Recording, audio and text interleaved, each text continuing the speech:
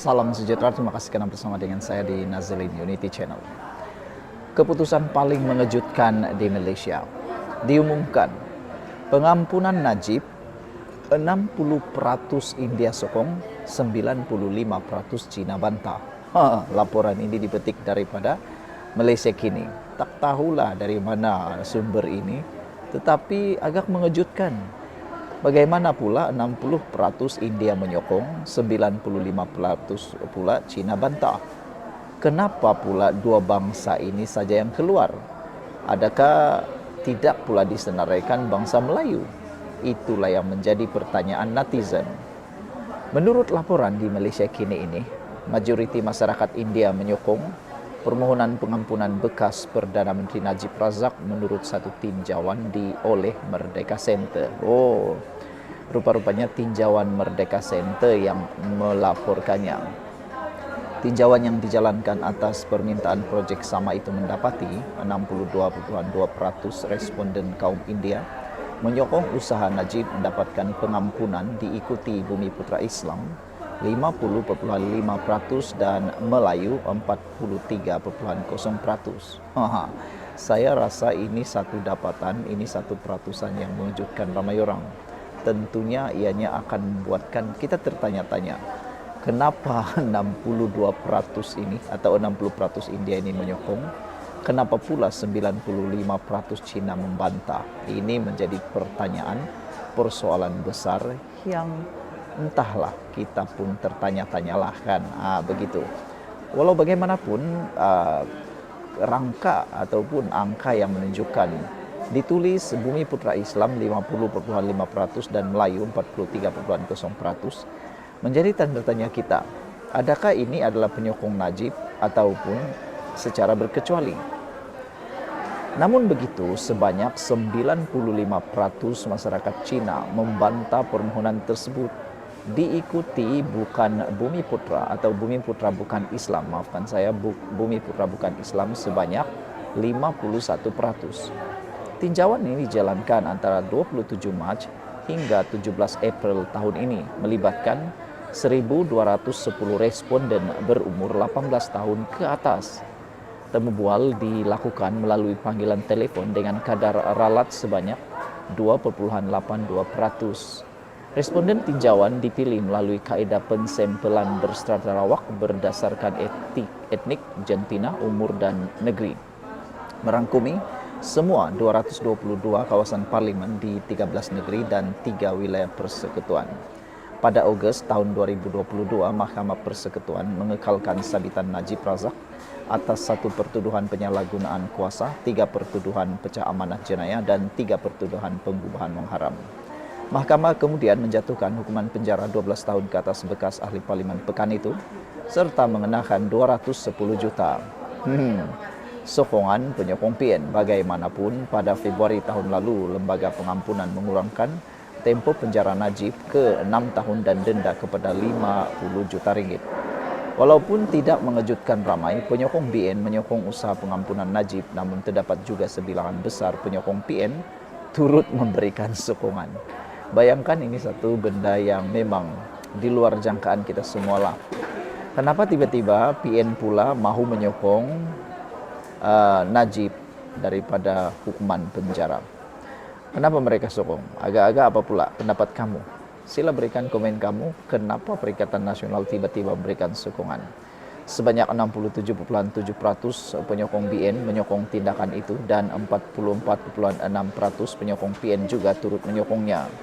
Bagi gabungan Parti Sarawak GPS, Gabungan Rakyat Sabah dan Warisan, kadar sokongan berada pada 39.2%.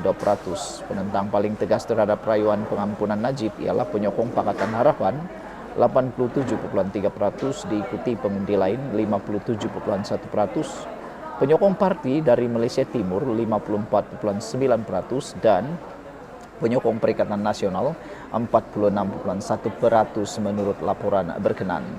Mengenai persoalan tentang hukuman asal 12 tahun penjara dan denda 210 juta ke atas Najib, Merdeka Center melaporkan lebih 85% responden merasakan tiada keperluan untuk pengurangan hukuman tersebut. Kira-kira 44.3% menganggap hukuman 12 tahun penjara dan denda 210 juta itu setimpal dengan jenayah yang dilakukan.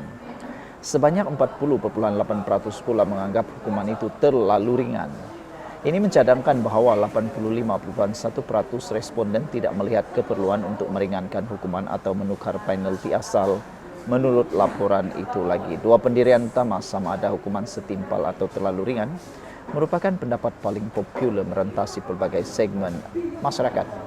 Dalam kalangan responden Melayu, 44,2% menganggap hukuman itu setimpal, manakala 41,4% menganggapnya terlalu ringan.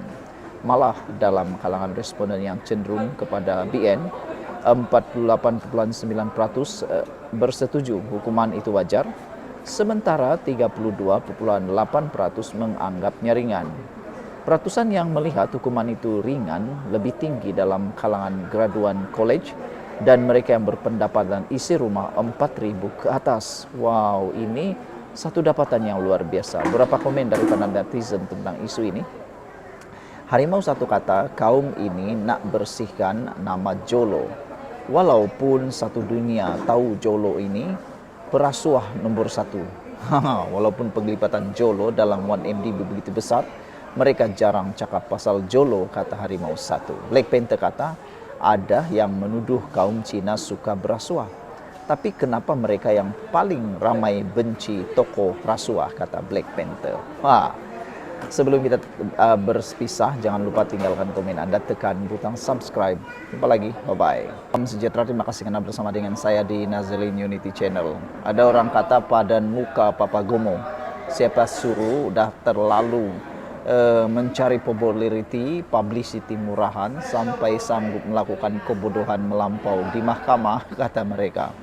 Baru-baru ini Papa Gomo sudah memohon maaf dan Ketua Polis Negara sudah memberikan kemaafan. Tapi tindakan Papa Gomo yang macam tidak menyesal, macam tak ikhlas, membuatkan beliau kini dalam masalah yang besar. Orang kata, jangan salahkan orang lain, salahkan diri sendiri, karena membuat diri sendiri dalam bahaya.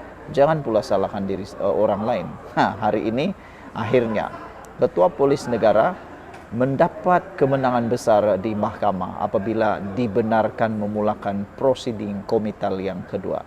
Saya rasa tiada peluang langsung untuk Papa Gomo menang.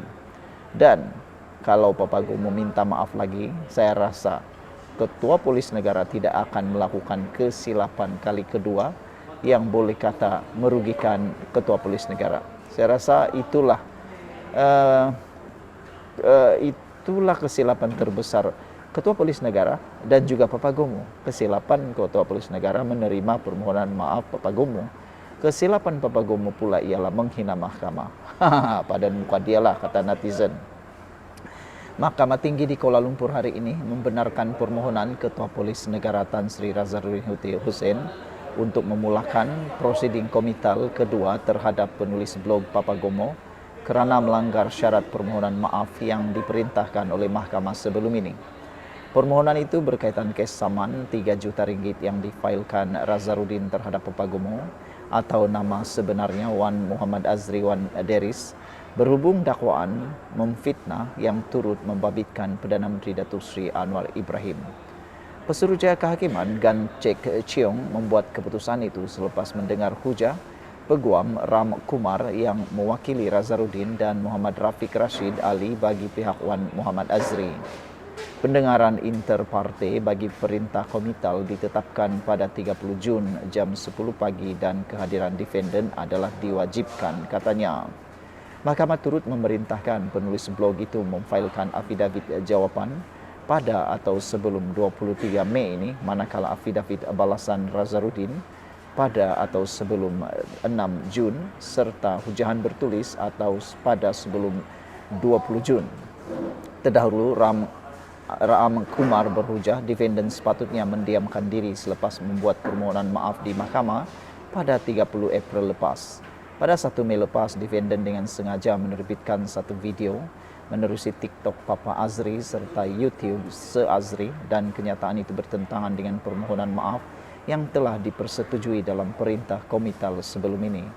Permohonan maaf itu tidak ikhlas dan tidak diterbitkan melalui akaun media sosial yang sama seperti perintah mahkamah. Permohonan maaf di media sosial yang diiringi latar belakang muzik Maafkan Kami daripada sedutan filem Pendekar Bujang Lapuk, arahan Allahyarham Tan Sri P. Ramlee adalah suatu jenaka, katanya. Muhammad Rafiq pula berkata anak buahnya tidak berniat mempermainkan arahan mahkamah dan permohonan maaf itu telah disiarkan di media sosial defendant serta dilaporkan oleh pihak media. Pada 5 Mei lepas, Nazarudin memfailkan notis permohonan ex parte bagi mendapatkan perintah pengkomitan itu agar defendant ditangkap dan dihadapkan ke mahkamah serta dipenjarakan kerana menghina mahkamah. Nazarudin berkata ini kerana defendant gagal mematuhi syarat untuk memadamkan terbitan video berkaitan fitnah terhadap beliau bertarikh 14 dan 15 Januari selain tidak menyiarkan permohonan maaf yang dibacakan di mahkamah pada 30 April di platform media sosial YouTube, TikTok, X dan Telegram.